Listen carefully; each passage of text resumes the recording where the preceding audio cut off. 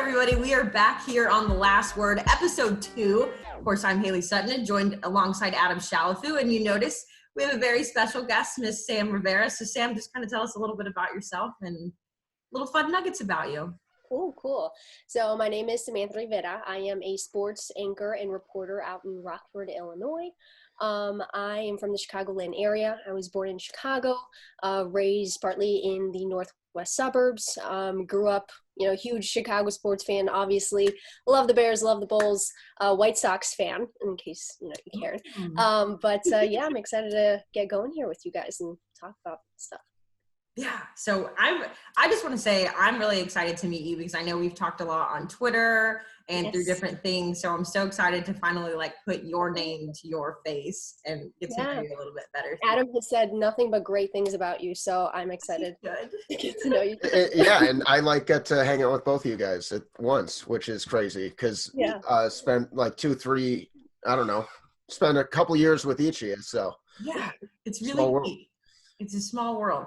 Let's dive right into some hoops. Obviously, episode 2. First of all, we need to apologize because we're a day behind. I was super busy. You were super busy. We're all super busy.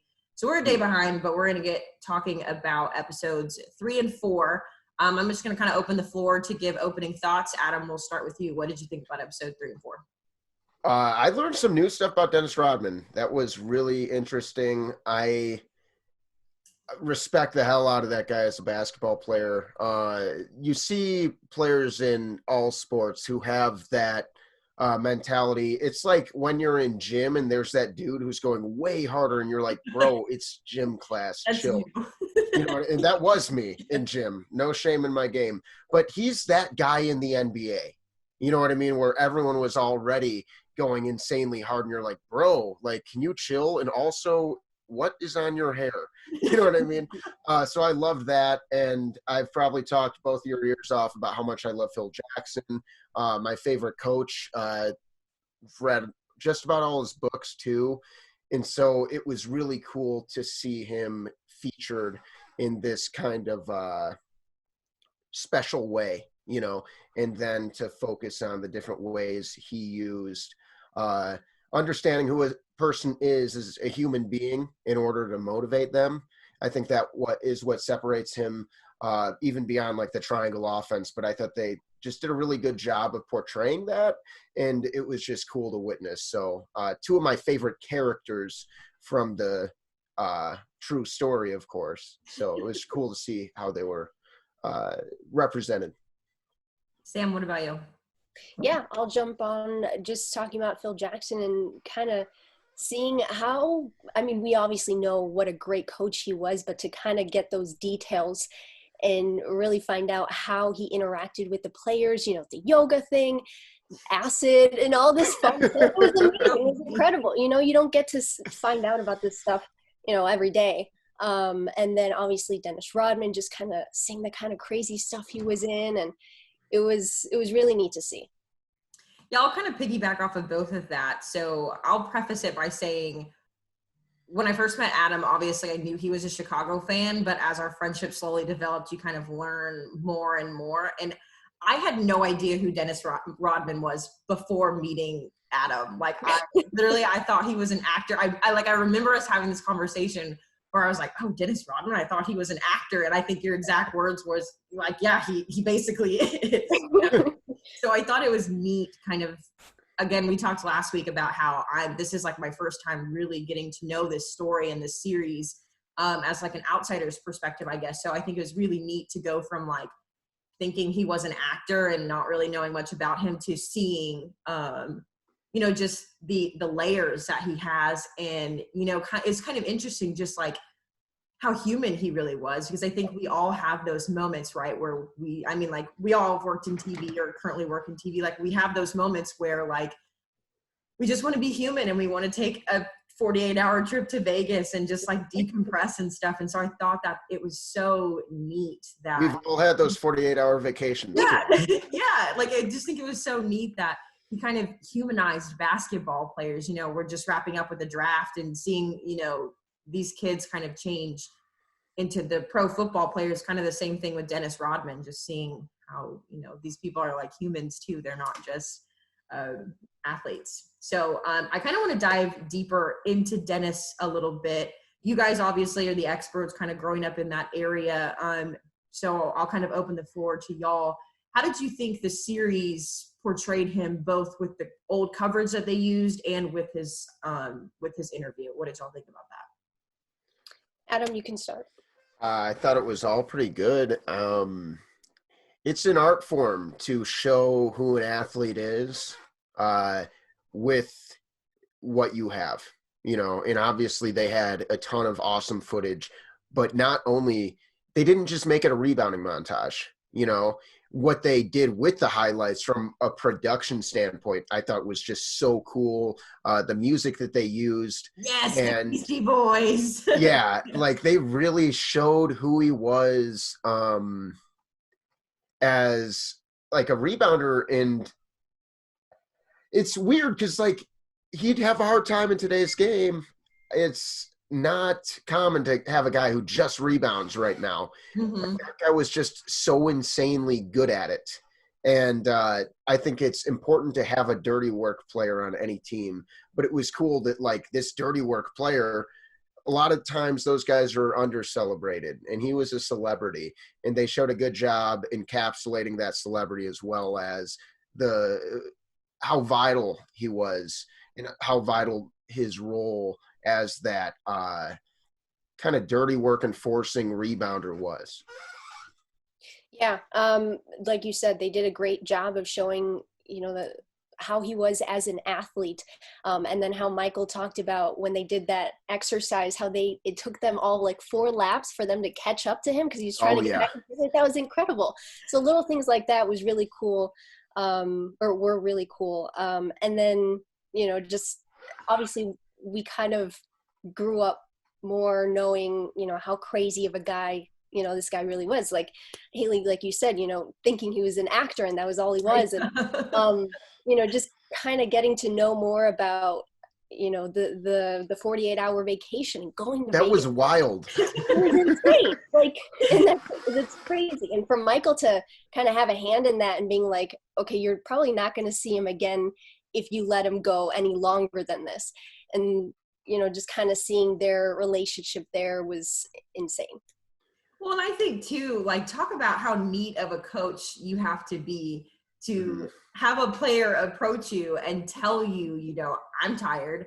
I want to take a break. And not only do I want to take a break, like I don't want to go to the lake in a cabin. Like I want to go to Las Vegas with my crazy girlfriend and just like live it up. And so I think it's like, first of all, like as an athlete, like obviously I've never played professionally, but as like a college athlete, you want those breaks and you want those vacations. And I couldn't even imagine approaching my college coaches and saying like, hey, John, you know what? Like, I'm just not feeling it today. Like, I just need a break. So like to him for like having the gall, I guess, and we're not surprised that he did it, but like kudos to him, but also like kudos to Phil for being like, hey, like I get it.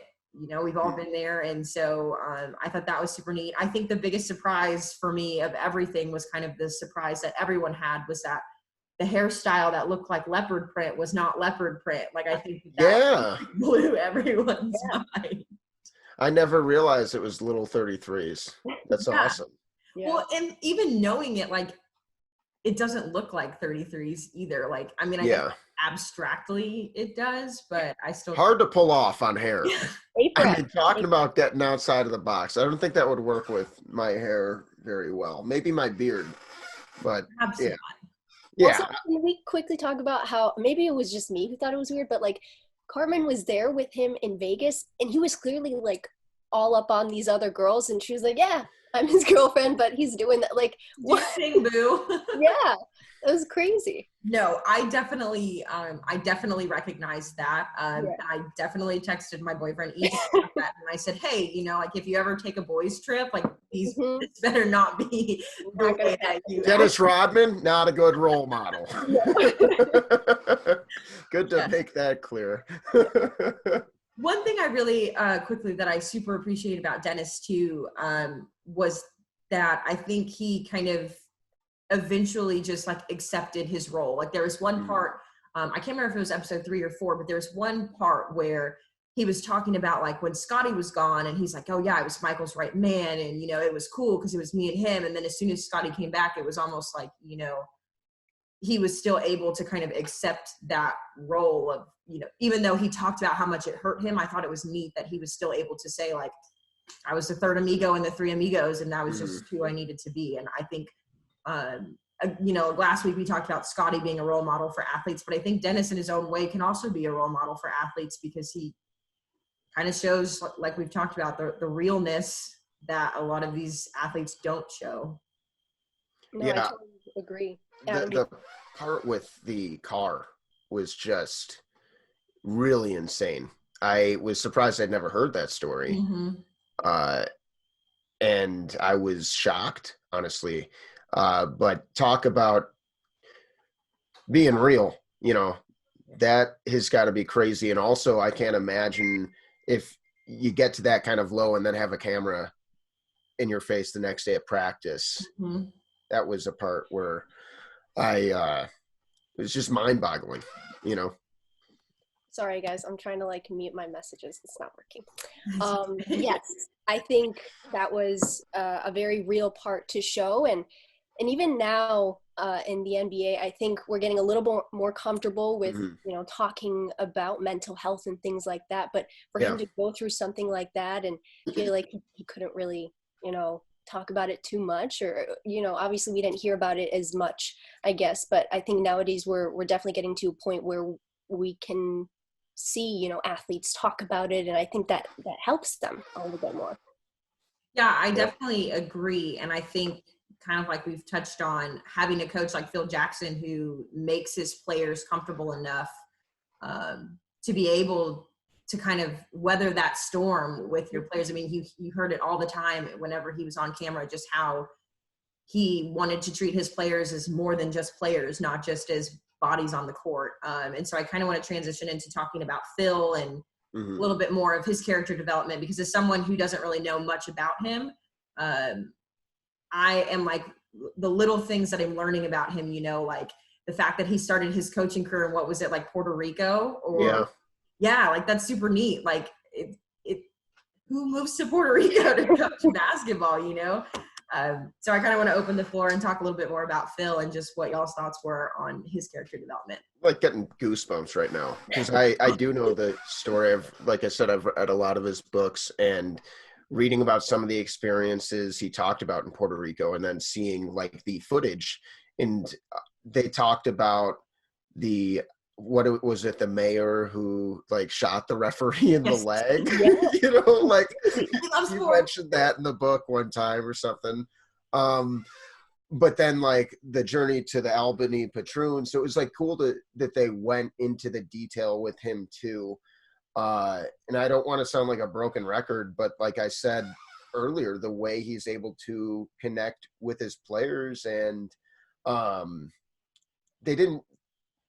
they showed the triangle offense, which was developed. I think Tex Winter developed it, or at least made it famous. Yeah. And so I like that they didn't go too crazy on that, because like it's extremely confusing. Yeah.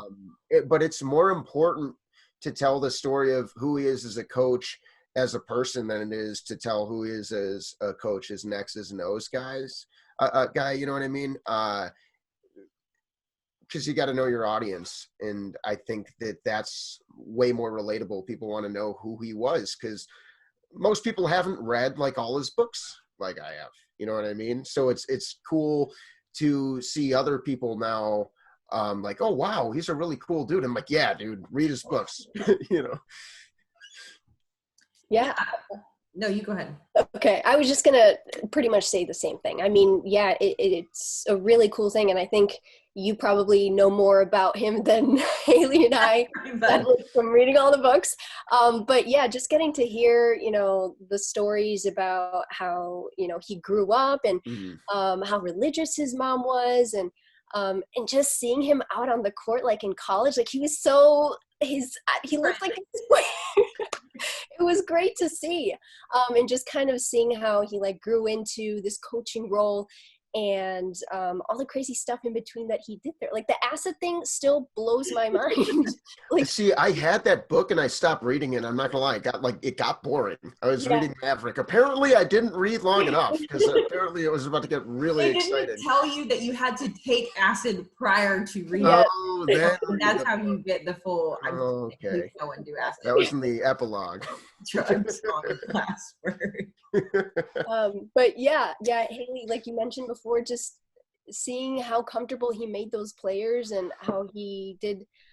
He brought a lot of different Native American ways of thinking and all this stuff. And I don't think you see a lot of coaches like that these days. How much they care and how much effort they put forth to really just connect with these players. Yeah, and I think that's one thing that makes this repeat so special is because it happens twice in a row. And Hailey, I want to hear your perspective on this as like a college athlete too, because it's chemistry. It's easy to have a collection of talent.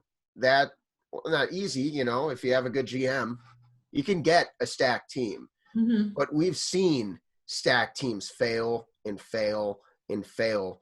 And you have to make them work as human beings and put the egos aside and having people understand how they fit into the machine, and so it's just like to win 3 in a row once, you know what I mean? But to do it twice is a testament to, like, let's say the team's a wheel, like he is the hubcap, you know what I mean? Like Jordan's pretty damn good, but like this guy is holding everyone together and so that they trust each other. And then that's how you have that kind of success, in my opinion, because that doesn't just happen. And he did it again with the Lakers, like he didn't do it twice in a row again, but Kobe's got 5 rings too. Mm-hmm. Like, well, and I think it's neat too, because, I'm gonna brag on my college program, my master's program when I was at UNT, our soccer program there is phenomenal. I mean, it is miles above any other program at the University of North Texas as far as winning goes. Our head coach has been there for 26 years, I believe now. He's never had a losing season, and he's very Phil Jackson-esque too, where he wins a championship every single year. I mean, there has not been a year in Conference USA that John Hedlund does not have a ring.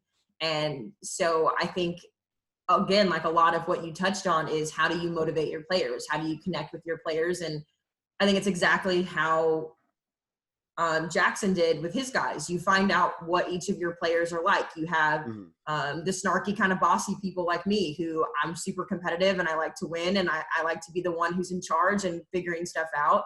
And then you have the people who are maybe like my roommate, Katie, who are a lot more reserved, a lot more quiet, but they play holding mid and they control everything that happens on the floor or on the court, or whatever you play on the pitch, the soccer field. Yeah. But I think both players are equally as important. And I think as a head coach, it's important to recognize the different personalities. And so it's interesting that you bring that up, because I think that's what he did really well. And then Sam, I want to kind of touch on what you talked about with the Native American aspects that he brought in. And I thought that was probably the most incredible part after living in Montana for a year and a half. And I mean, you can talk about this too, just watching how res ball is played. And it's so completely different from res ball in itself should be a totally separate sport, because the way they prepare is totally different. The energy that they bring, I mean, like everything about it it's so neat. And I wish that more people and more coaches could kind of dive into that and apply it to their game, because I mean, it really is different. And it was cool that not only did he embrace that and did he bring that to the Bulls, but the Bulls embraced it back and they used it as well. Yeah, that res ball is insane, because it's like, I think the closest thing you'd see is like the 7 seconds or less offense with D'Antoni, because it is just breakneck speed, but also the way they share the ball. Yes. And you see it with so many of the different teams. And so it was cool, and it makes you think about how he kind of found that selfless style. And you'll have to read the books, because it's actually Red Holzman, his coach on the New York Knicks. Right. So plug those one more time. So it's literally changed my life. I talked about that on Running with the Bulls. I read Sacred Hoops when I was 17. I was on a month-long trip in Canada. Read the book. My life was never the same. Got back, things were better. You know what I mean? They're not the same. They weren't the same. They were better than before, Boom. Changed. Perfect. Last thing we'll kind of touch on, and then we'll go into kind of our closing thoughts. Great Falls, Montana, making its debut appearance, I think, on modern day television, and at least they showed the letters Great Falls. Yeah, they if anyone watching this has never been to Great Falls, it does not look like what they showed Great Falls. They went to the sluice boxes, they took a picture in Belt, and they said it was Great Falls. They found some mountains in the background. They could have been in Centerville. I don't know. I'm thinking they shot more in western Montana because it was very mountainous and luscious. And so moral of the story, if you were watching that and you saw Great Falls, Montana, that was not Great Falls. It's not Great Falls. That was my closing thought too. Just wrapping up here, I just kind of want to get y'all's closing thoughts on these 2 episodes and kind of what you're looking most forward to in the next couple of episodes. Sam, we'll start with you. What are you most excited about? All right. Overall, the episodes I thought were great, but I think they did an even better job of kind of getting to the human side of each player. Even there was one part where they were asking Michael about how everybody viewed him as a great player, but not somebody who could lead his team to a championship. When he said, yeah, that really ate at me, it was kind of like, wow, he can actually admit that. And to have somebody on such a high pedestal and to kind of view them as this superhero who, can't really, mess up. And for him to admit that and be like, yeah, you're not supposed to let anything get to you, but it got to me, for him to admit that was a really big thing. And I really like that. But I am looking most forward to, I guess, getting to know more about other players, but then also Kobe and that relationship and just finding out more about that. So picking off what you said, I want to see if they do anything with Steve Kerr, because I noticed he was in the picture. There was a lot of controversy over this. This is like the movie image that we saw, the preview image, if you will. And it was interesting because they actually photoshopped Tony Kukoc out of that picture and they replaced him with Steve Kerr. But if you want to talk about personalities, Steve Kerr is extremely relevant now. And here's a little fact for you. So Steve Kerr's father, Malcolm Kerr, was the president of the United States University in Beirut, and he was killed by Islamic jihadists in 1984. And so this guy is someone who now speaks about politics, but this is someone who understands things. He is an important voice in basketball culture in a time where basketball players and coaches are allowed to speak more. Mm-hmm. And so I'm wondering how they're going to show him, or if he was actually on the team. I mean, he won 3-point shootouts, incredible, arguably statistically, still the best on the career. I think his record for career 3-point percentage, but are they just going to leave him on the bench, or are they going to go into and explain him like he is maybe a bigger star than he was at the time because of the magnitude of his star now? Yeah, I'll agree. One thing that I am semi-frustrated with, I guess, is the amount of times we go back and forth between different championships and different teams. And at one minute we're watching the team with Dennis on it, and then another minute we're back to when he's on the Pistons. And so I'm hoping that these next couple of episodes, I can do a better job of just kind of walking in and paying more attention so that I don't get myself confused. But kind of like you guys, I'm super excited to see Kobe and kind of how MJ really influenced Kobe to develop the Mamba mentality. And I think I was thinking about this last night as the episode 4 was winding down, and I was just man, I would love for them to do this with every single NBA team. Because, someone tweeted that Kobe did the same thing and that they're hoping to release a Kobe series. And I'm man, I wish that they would do this for Dirk and explain how the 2011 season was so important to Dallas and, you know, Miami Heat and LeBron's story. And so I really hope that this series, especially with the time that we're in right now, kind of inspires other teams to kind of do the same thing. And maybe it can become like a cool Netflix series or Hulu series or something to where we can learn a lot more about these other teams. Because, I mean, again, growing up in Dallas, like, did I know who the Chicago Bulls were? Absolutely. Like, did I care or pay attention to them? Not particularly. So I hope that this will allow other channels to also, other teams rather, to kind of do the same thing. It's cool seeing it in super detail, like not just 130 for 30, but here's 10, you know? Yeah, 10 hour for hours. Absolutely. Hour for hours. Yeah. I like that. All right. Well, that is Last Word, episode 2. We'll be back, of course, next week to talk episodes 5 and 6. So we hope to see you there. All right. Peace.